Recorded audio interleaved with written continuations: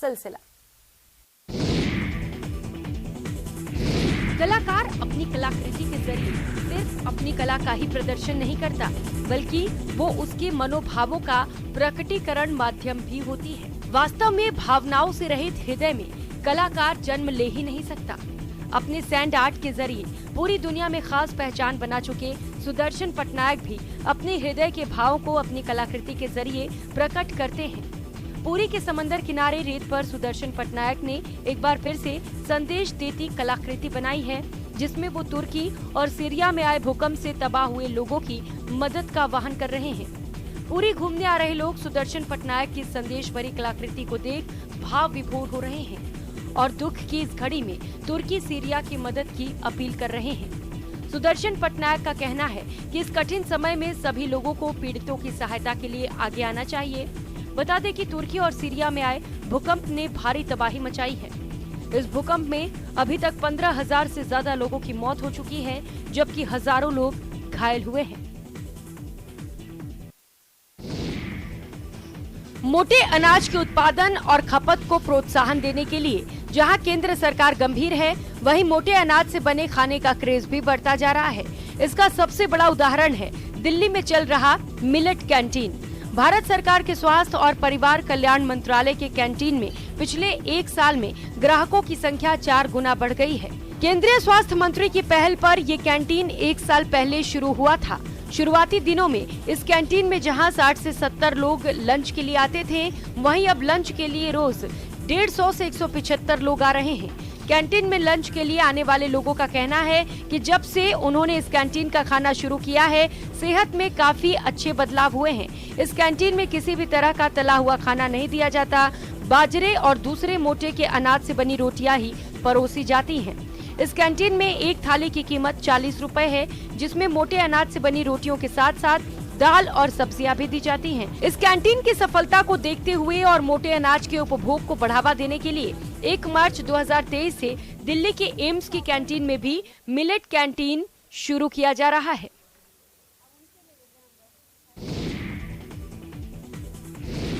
उत्तराखंड के कर्णप्रयाग में चट्टान दरक कर गिरने से एक बाइक सवार की मौत हो गई। ये हादसा ऋषिकेश बद्रीनाथ नेशनल हाईवे पर हुआ। नेशनल हाईवे पर चट्टान दरकने के कारण भारी मात्रा में मलबा आने से मार्ग भी बंद हो गया, जिसके कारण रोड के दोनों ओर लंबा जाम लग गया। चट्टान गिरने और मलबा आने के दौरान वहां से कई दूसरे वाहन भी गुजर रहे थे। जिसने भी ये दृश्य देखा वो सन्न रह गया। इस हादसे में बाल बाल बचे लोग शुक्र मना रहे थे। इस दौरान अगर दूसरे वाहन भी इस मलबे की चपेट में आ जाते तो बड़ा हादसा हो सकता था। बता दें कि इन दिनों पंचपुलिया में बद्रीनाथ हाईवे के चौड़ीकरण का काम चल रहा है। माना जा रहा है कि काटने के कारण पहाड़ कमजोर हो रहे हैं और दरक रहे हैं। इस हादसे के लिए भी चौड़ीकरण के काम को ही जिम्मेदार माना जा रहा है। मार्ग पर दरक कर आई चट्टान बड़ी होने के कारण मार्ग खोलने और यातायात सुचारू करने में समय लग सकता है। शहीदों की मजारों पर लगेंगे हर बरस मेले। वतन पर मरने वालों का यही बाकी निशान होगा। लेकिन वन विभाग के अधिकारियों के लालच ने वतन पर मरने वालों की याद में बनाए गए कारगिल कुंज को उजाड़ दिया है। तस्वीरें टोंक जिले के निवाई की हैं, जहां लाखों रुपए खर्च कर कारगिल कुंज बनाया गया। यहां शहीदों की याद में 1000 से ज्यादा पौधे लगाए गए, लेकिन शहीदों की यादों में लगाए गए पौधों के नामो निशान मिटा दिए गए। वन विभाग के अधिकारियों ने चंद पैसों के लालच में आकर कारगिल कुंज के हरे भरे पेड़ काटकर बेच दिए। कारगिल कुंज से पेड़ों की कटाई की जानकारी के बाद स्थानीय लोगों में काफी आक्रोश है। लोगों ने वन विभाग के अधिकारियों के खिलाफ कार्रवाई की मांग की है। करगिल युद्ध में जब हमारे भारतीय जवान शहीद हुए, उन शहीदों की याद में गवर्नमेंट ने काफी पैसा खर्च करके निवाई के पास में, जो निवाई से रजवाड़ चलते हैं, वहाँ पे करगिल कुंज का निर्माण हुआ। लेकिन कुछ ही दिनों बाद वो पेड़ों की अवैध कटाई चालू हो गई। और हम तो ये कहेंगे कि अधिकारियों की मिलीभगत से ऐसा हो रहा है। अगर अधिकारी मिले हुए नहीं होते तो किसी की औकात नहीं थी उन पेड़ों को हाथ लगा दे।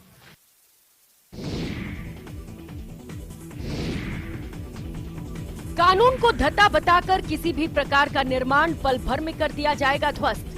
जेडीए के प्रवर्तन दस्ते की कार्रवाई यही सख्त संदेश दे रही है। जेडीए जोन 10 के जामडोली में कुछ लोगों ने कानून की अनदेखी कर तकरीबन 10 बीघा कृषि भूमि पर कॉलोनी बसाने का काम शुरू कर दिया, लेकिन जेडीए के प्रवर्तन दस्ते ने उसके मंसूबों पर पानी फेर दिया और सारे निर्माण को ध्वस्त कर दिया गया। इसके अलावा बगराना में भी जेडीए की जमीन से अवैध अतिक्रमण हटाया गया। साथ ही सुमेल रोड पर बन रही अवैध कॉलोनी को भी ध्वस्त किया गया। जेडीए का प्रवर्तन दस्ता यही नहीं रुका, गणेश नगर और सीताबाड़ी में भी अवैध कब्जे के खिलाफ कार्रवाई की गई।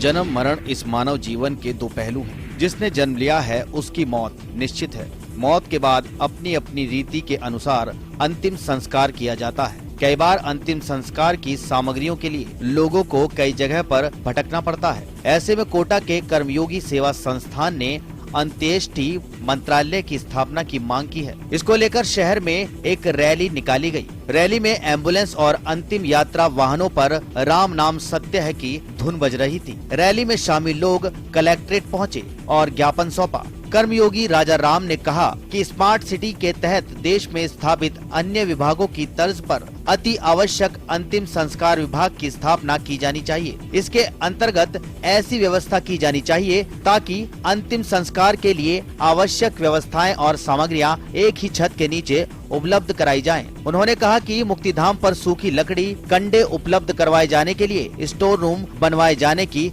जरूरत है।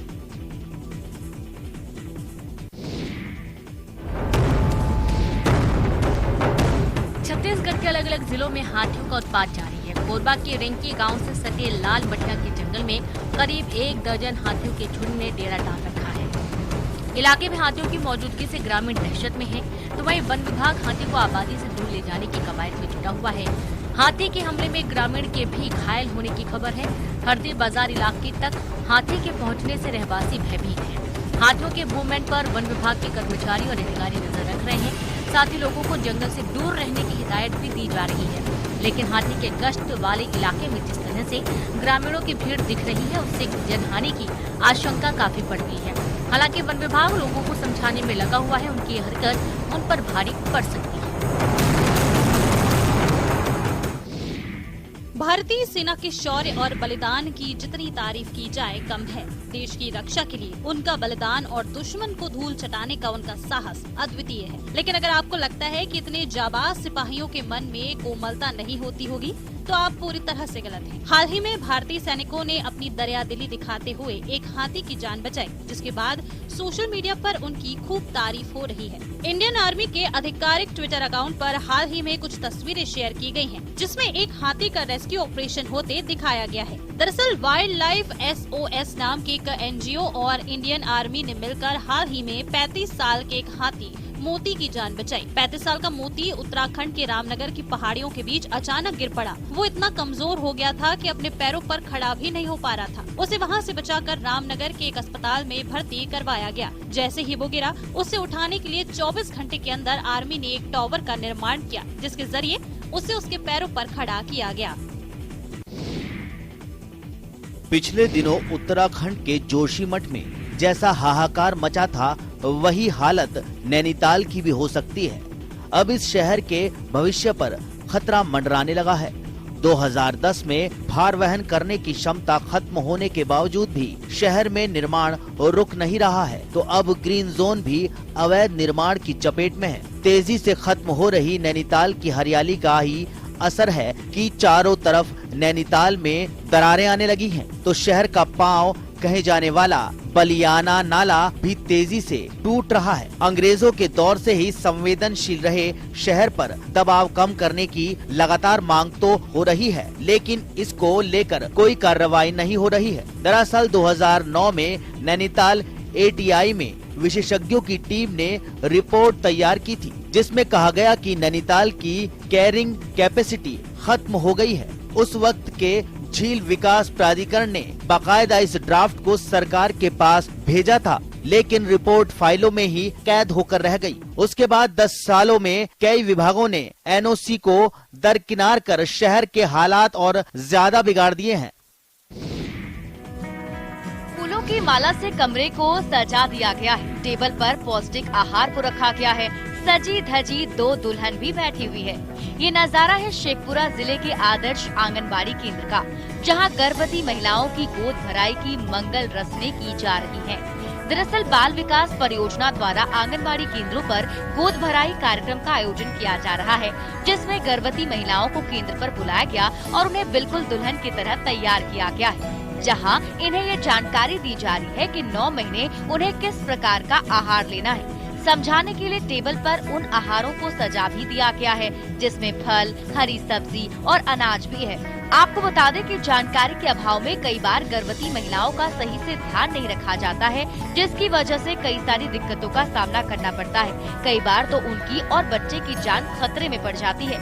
इन्हीं सब दिक्कतों को देखते हुए बाल विकास परियोजना द्वारा ये कार्यक्रम चलाया जाता है।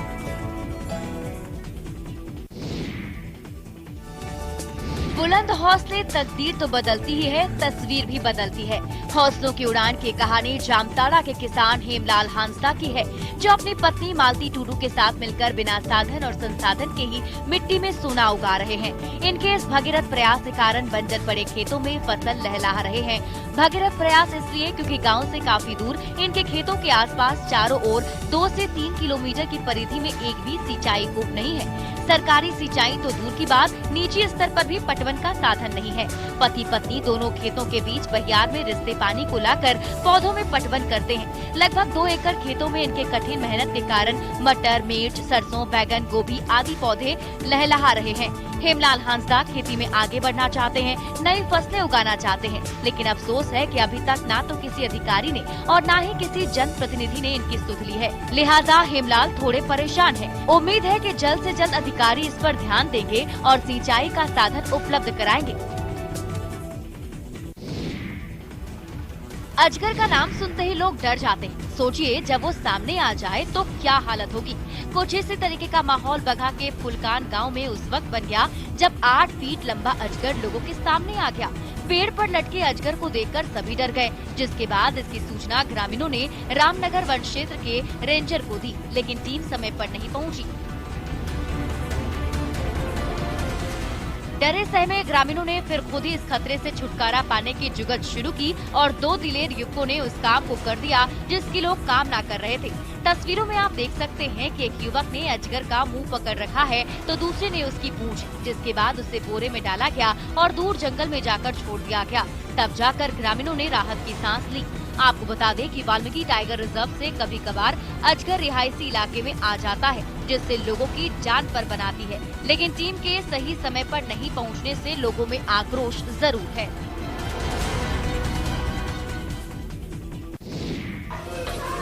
रथ पर सवार होकर सजी धजी नेहा निकल पड़ी है जैन साध्वी बनने, जिसमें रस्मों को अदा करने के लिए पुरुषों के साथ साथ महिलाएं भी शामिल हैं।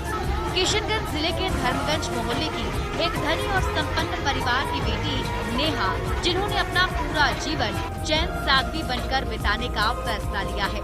नेहा सिर्फ 23 साल की है। इस उम्र में जहां लड़कियों को घूमना फिरना पसंद होता है, अपनी जिंदगी में एंजॉय करना पसंद होता है, वैसे में नेहा ने सांसारिक सुख से हटकर साध्वी बनने का फैसला लिया है। बताया जा रहा है कि लगभग 13 साल पहले नेहा के बड़े पिता राजेंद्र लोढ़ा की लुटेरों ने गोली मारकर हत्या कर दी थी, जिसके बाद से ही नेहा सादगी भरा जीवन व्यतीत करने लगी और बाद में साध्वी बनने का फैसला ले लिया। आपको बता दें कि 22 फरवरी को उदयपुर में नेहा दीक्षा लेंगी और उससे पहले किशनगंज में नेहा का भव्य स्वागत किया गया।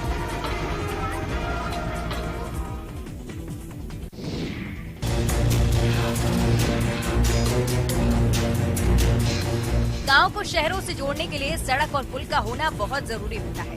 जब सड़क और पुल ना हो तो समस्याएं कितनी होती हैं, ये गांव के लोग ही जानते हैं। मध्य प्रदेश में श्योपुर के मानपुर कस्बे के पास से होकर गुजरने वाली सीप नदी को पार करने के लिए कोई व्यवस्था नहीं। आलम यह है कि लोग जान को जोखिम में डालकर नदी को पार करते हैं। तस्वीरें देखिए, जूते हाथ में, मुश्किल डगर पर सफर। किस तरह लोग गांव से दूसरी तरफ जाने के लिए नदी में डूब कर जा रहे हैं। ये समस्या कोई एक गांव की नहीं है, बल्कि इस नदी के आसपास 40 गांव हैं, जहां पर लोग इसी तरह से जान जोखिम में डालकर नदी पार करते हैं।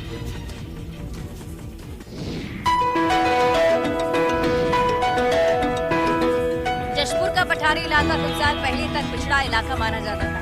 इलाके में पारंपरिक खेती के अलावा आय का कोई जरिया नहीं था। बड़ी मुश्किल से इनका जीवन यापन हो पाता था, लेकिन जब से अन्नदाता व्यवसायिक खेती करना शुरू किए, उनकी किस्मत बदल गई। आलू, टमाटर, मिर्च, नाशपाती की खेती के साथ साथ किसान अब स्ट्रॉबेरी की भी खेती कर रहे हैं। इनमें इनको प्रशासन की भी मदद मिल रही है। प्रशासन किसानों को स्ट्रॉबेरी के पौधे मुफ्त में उपलब्ध कराता है। फसल तैयार होने के बाद स्ट्रॉबेरी की फसल को बाजार में बेचने में मदद भी प्रशासन कर रहा है। यहाँ पैदा होने वाली स्ट्रॉबेरी बाजार में 400 रुपए किलोग्राम बिक रही है, जिसकी वजह से यहाँ के किसानों की तस्वीर भी बदल गई।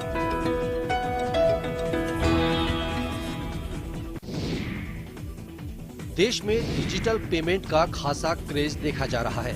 इस बार के बजट में भी इसकी चर्चा हुई। कपड़े, राशन और यहाँ तक कि पान की दुकान पर भी यूपीआई कोड के सहारे मोबाइल से पेमेंट कर खरीदारी में खासा इजाफा हुआ है।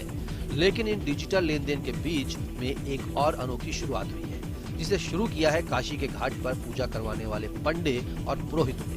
उन्होंने अब दक्षिणा डिजिटली लेना शुरू कर दिया है। बनारस के घाटों पर लगे इन चौकियों पर बैठे पंडे पुरोहित लोगों के गंगा स्नान के बाद संकल्प की पूजा करवाते हैं, जिसके बदले लोग दक्षिणा देते हैं। कई बार श्रद्धालु चेंज या कैश नहीं होने का हवाला देकर दक्षिणा देने में परेशानी की बात करते थे। ऐसे में पंडों ने इसका हल निकाल लिया। वाराणसी के 80 घाट पर लगभग सभी पंडे पुरोहितों ने यूपीआई स्कैनर रखना शुरू कर दिया है और अब डिजिटल माध्यम से अपनी दक्षिणा ले रहे हैं। उत्तराखंड के कई पारंपरिक वाद्य यंत्र आज विलुप्ति की कगार पर है। ऐसा ही एक वाद्य यंत्र नागफणी भी उत्तराखंड के वाद्य यंत्रों की श्रृंखला से पूरी तरह विलुप्त हो चुका है, जो अब कहीं भी देखने को नहीं मिलता। और पहाड़ की नई पीढ़ी ने तो कभी इसका नाम भी नहीं सुना होगा। लेकिन पिथौरागढ़ के एक संस्था भाव, राग, ताल विलुप्त हो रहे वाद्य यंत्रों को सहेजने में बड़ी भूमिका निभा रही है। इस संस्था में नागफणी को भी सहेज कर रखा गया है। संस्था के डायरेक्टर कैलाश कुमार का कहना है कि उनकी संस्था पहाड़ की संस्कृति को बचाए रखने के लिए लगातार कोशिश कर रही है। यहाँ लोक संस्कृति को बचाए रखने के लिए तमाम चीजों को संरक्षित किया गया है। उन्होंने नागफणी के बारे में जानकारी देते हुए बताया कि इसे बजाने के लिए विशेष हुनर की जरूरत होती है और इसे बजाने वाले लोग भी अब नहीं रह गए हैं। ये वाद्य यंत्र पूरी तरह से उत्तराखंड की संस्कृति से विलुप्त हो चुका है। साइकिलिंग के फील्ड में दिन प्रतिदिन नए आयाम स्थापित करने वाले मंडी शहर निवासी जसप्रीत पॉल की साइकिलिंग का डंका अब विदेशों में भी बजने लगा है। उनकी साइकिलिंग से प्रभावित होकर विदेशी साइकिलिस्ट उनसे मिलने और यहां की वादियां निहारने के लिए आना शुरू हो गए हैं। श्रीलंका के कोलंबो निवासी 39 वर्षीय पराक्रमा जसप्रीत की साइकिलिंग से प्रभावित होकर और मंडी की वादियों को निहारने के लिए विशेष रूप से अपने 3 दिवसीय दौरे पर यहां पहुंचे। जसप्रीत पॉल और पराक्रमा की मुलाकात साइकिलिंग के विश्व स्तरीय ऐप स्ट्रावा के माध्यम से वर्ष 2020 में हुई। उसके बाद से पराक्रमा लगातार मंडी आने का प्रयास कर रहे थे, लेकिन श्रीलंका में चल रहे क्राइसिस ने उनके कदम रोक रखे थे। मंडी पहुंचकर साइकिल पर यहां की वादियां निहारने के बाद पराक्रमा ने बताया कि उन्हें मंडी आने की बहुत इच्छा थी, जो अब पूरी हुई। उन्होंने साइकिलिंग के क्षेत्र में जसप्रीत पॉल के किए गए कार्यों की सराहना की और उन्हें बधाई भी दी।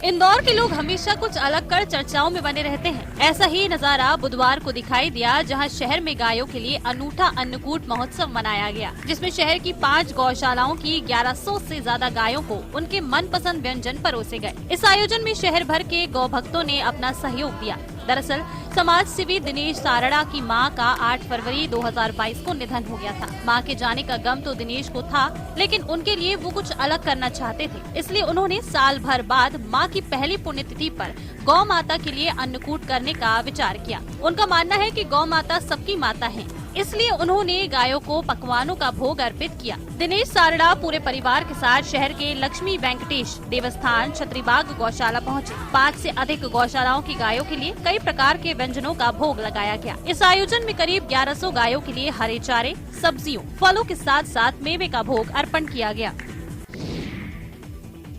हिमाचल प्रदेश में बर्फबारी की वजह से मौसम तो खुशनुमा हो गया है, वहीं कई जगहों पर लोगों को दिक्कतों का भी सामना करना पड़ रहा है। चंबा जिले में अभी भी बहुत से ऐसे रास्ते हैं जो बर्फबारी के कारण बंद पड़े हैं। डलहौजी से खजियार मार्ग की बात करें तो ये मार्ग पिछले 1 महीने से बंद पड़ा हुआ है। आपको बता दें कि हर साल बर्फबारी के दौरान खजियार डलहौजी के बीच का 22 किलोमीटर का रास्ता 1 या 1.5 महीने के लिए बंद रहता है। यहाँ पर इतनी ज्यादा बर्फबारी होती है कि प्रशासन की कोशिशें छोटी पड़ जाती हैं। बर्फबारी के कारण खजियार आने वाले सैलानियों को चंबा होकर करीब 50 किलोमीटर का अतिरिक्त सफर तय करना पड़ता है, जिस बीच कई सैलानियों को अतिरिक्त गाड़ी का किराया देना पड़ता है।